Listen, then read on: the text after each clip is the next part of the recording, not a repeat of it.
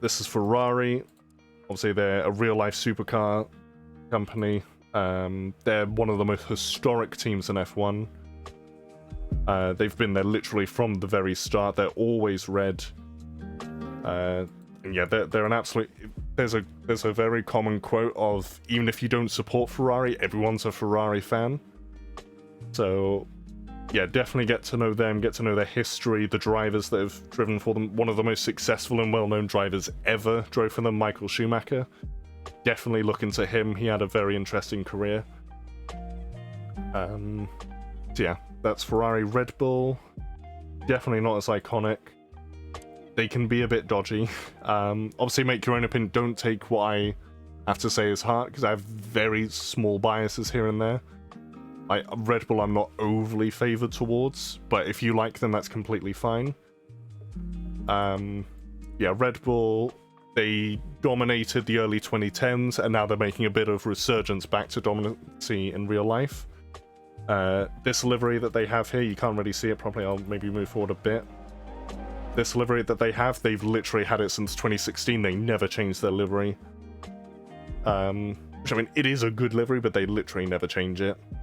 They have Max Verstappen in there, who is arguably the quickest driver in the sport. A lot of the young fans like him because, you know, he's the big guy, he's toppled the old guard, or he's toppling the old guard.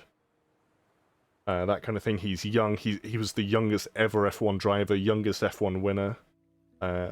His first race with either when he was 15 or 16.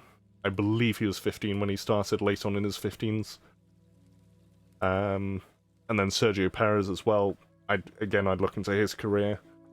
The team I'm managing, AlphaTauri, they're kind of the B team to Red Bull, so you can see there's kind of similarities in their liveries. They've kind of differentiated a bit now. They want to be their own team. But they used to be called AlphaTauris, which in Italian is Red Bull. So they're very much the sister team. Most of the, or not most, but a lot of the young drivers who go into AlphaTauri then move on to Red Bull. It's kind of a stepping stone. But then also if they don't do well at AlphaTauri, formerly Toro Rosso, they then sometimes get dropped and then never make it to Red Bull. If they go to Red Bull and don't perform, they often come back to AlphaTauri. So like Gasly, for example, who I've got here, he had a stint at Red Bull. He had a very bad time there. Came back to AlphaTauri and actually won a race. But that's another thing to learn, is drivers often don't have a good time at certain teams, even though they themselves are a good driver. So like Gasly is a very, very good driver. He just couldn't perform in the Red Bull because it's so geared towards how Verstappen drives. Then you have Mercedes. They dominated right after Red Bull's domination, 2014 to 2020. They were nearly unbeatable. So all the title fights were just between their drivers. They're known as the Silver Arrows. Technically, they entered the sport in the 50s, but then they took a multi-decade break and came back in 2010, taking over the Brawn team, which lasted 1 year. That's very fascinating. Look into the 2009 season. Sorry, I'm not looking at chat much right now. I'm trying to focus. Yeah, they've got Hamilton in there. He's the one who led most of the drivers' titles in those years. He won 2014 and 2015. He lost 2016 because of an engine failure, and then 2017 to 2020, he pretty much dominated. He should have won 2021, but some very dodgy shenanigans went down there. I won't go into that. But yeah, and then Russell in there, he's new to the team. He spent 3 years in a back market team, which we'll get into. But he's new to the sort of top team that performs well. Then you've got Alfa Romeo. I don't think you'd consider them a B team to Ferrari, but they are another Italian team in the sport. They've been donning the sort of red and white livery for a while. Not this specific design, but these colours they've been sporting for a while now. They took over Sauber, and in 2026 they're going to be taken over by Audi. So Audi are going to enter the sport. They have Valtteri Bottas in there, who George Russell replaced. So Bottas used to drive for this Silver Arrows team, Mercedes. He always played second fiddle to Hamilton, whereas Russell is more of a sort of he wants to win on his own. He's not as well playing as Bottas was. So that's an interesting dynamic. They also have Zhou in there, a new Chinese driver. I believe the first ever Chinese driver in F1. Or at least the first known one. So yeah. Then you have Alpine. They've been known by so many names over the years. They've been known by Renault, Lotus, and then they went back to Renault. Now they're Alpine. They have Fernando Alonso in there, who is, I think now at this point, the most experienced driver in F1 history. He won 2 championships in 2005 and 2006. He, in the same way that Verstappen is now winning after Hamilton, Alonso won 2 championships after Schumacher won 5 in a row. So he used to be the young and coming driver. Now he's the old, experienced veteran, who at this point is basically just hanging back. He says he wants to win, but he never goes into a winning team anymore. And this is actually the team he won those 2 titles with. He went to other teams in the meanwhile, but he's come back to Alpine, and he's very much the lead driver there. And then, not in real life, but in this specific save, Tsunoda, not much to say about him. He's very young, very short, and Japanese. He isn't amazing, but he's also definitely not bad. And yeah, he's also in the Alpine team in this specific save, again, not in real life. Then you have McLaren. That is another very iconic team to F1, in a very similar sense to Ferrari. So Ferrari versus McLaren has always been a kind of big rivalry, especially in the early 2010s and the late 2000s. McLaren versus Ferrari was a big thing. Recently they've gone for a more orange thing. They used to be sort of silver and red when they had Vodafone sponsorship. Or was it? No, it was Vodafone, yeah. But now they've gone with the sort of papaya orange, because that's how they were when they started the team back in the 60s. With Bruce McLaren, they were all orange back then, so now they're orange as their current identity. Again, very iconic team in F1, a very loved team. They've got Lando Norris in there, a very popular young driver. He actually, he did Twitch streaming shortly before he got into F1, so he's very popular with a lot of people. He actually has his own sort of esports team, but I'm not sure they actually take part in any esports. Yeah, so he's very popular among the young fans. He's young himself. I think he's 23, possibly. Yeah, I think he's 22, 23. And that's the big thing. The other thing, there's a big age range in the sport. You know, you have people who come in at like 16 or 17, like Verstappen, or 20, 21. You know, like the likes of Norris do. And then you have the drivers like Alonso, who's now about 40 years old. So yeah, there's a massive difference in ages. Obviously, as you get older, your reactions get slower. So typically, the older drivers are slower, and then people like Alonso and Hamilton are exceptions, where they're still performing very, very well, even at being slightly older. Yes, Cosm brings up a good point in the chat. McLaren were known as McLaren and Mercedes back in the day because they used the Mercedes engine. Sheriff's office. So I'm being flagged down by a hysterical female. I'm here to talk to you about what's going on. Let me see your hands. Sit down, let me see your hands. It's okay, breathe. We're gonna get out of this.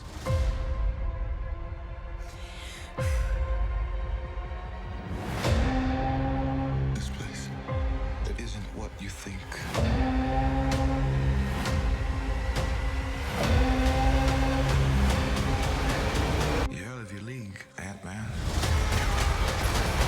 Ant-Man and the Wasp: Quantumania in cinemas now.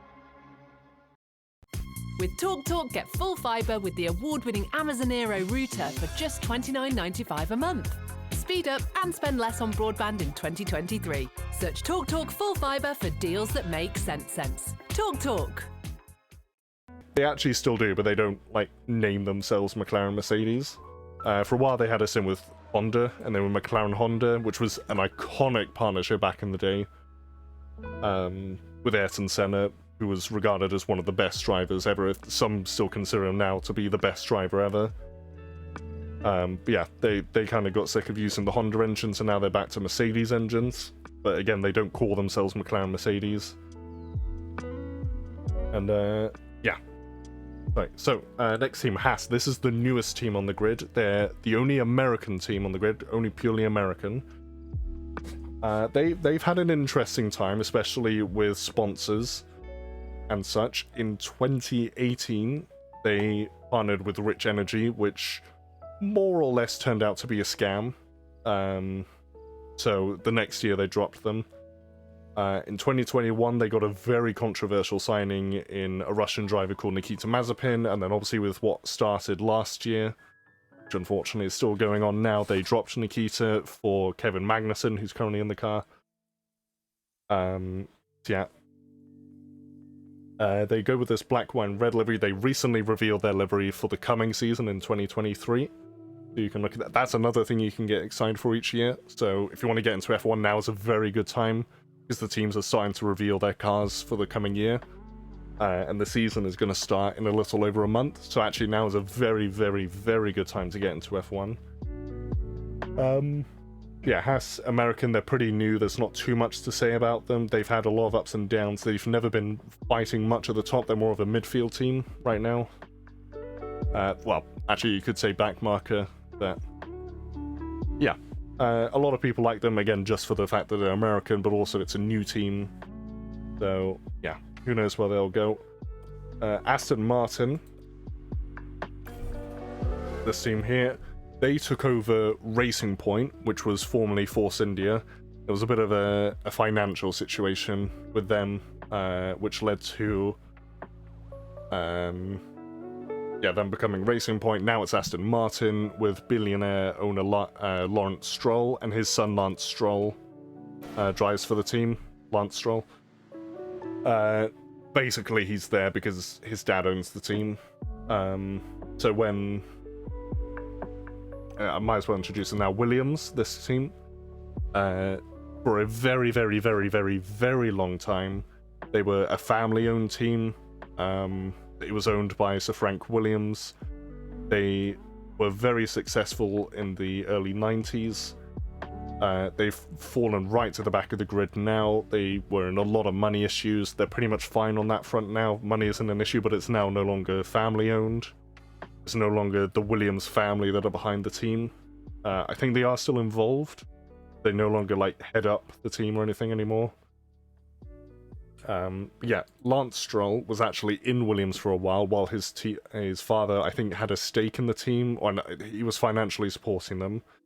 And when he realised the team wasn't performing well, he went to Aston Martin and brought Stroll there. Yeah, Aston Martin haven't been doing too well the last couple of seasons, especially 2022. Very underwhelming. And Sebastian Vettel retired at the end of last year.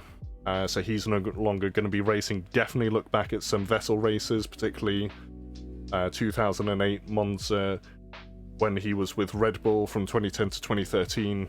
Watch those races.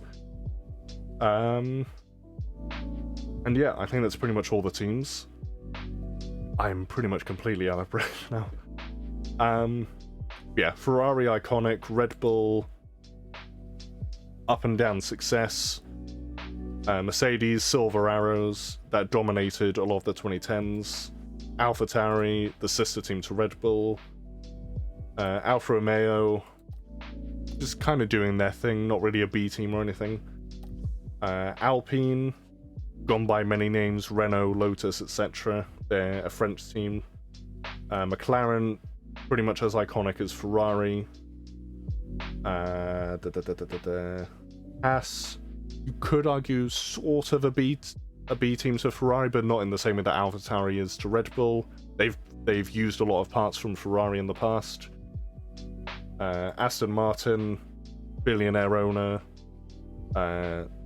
Some still say pay driver, and pay driver is a term you'll get used to. Pay driver basically just means they're only in because of the money. They didn't really get in because of talent, kind of thing. When am I live next? I will next be live tomorrow from, I don't know what your time zone in, but I will hope to start about 8 PM GMT. That's usually about the time I start these streams. So yeah, that's when I'll be next live tomorrow. About 21 and a half hours from now, if you want to think of it a complicated way. But yeah, 8 in the evening GMT, convert that to whatever time zone you're in. But yeah, that's all the teams. If there's any more questions you want to ask, shoot away.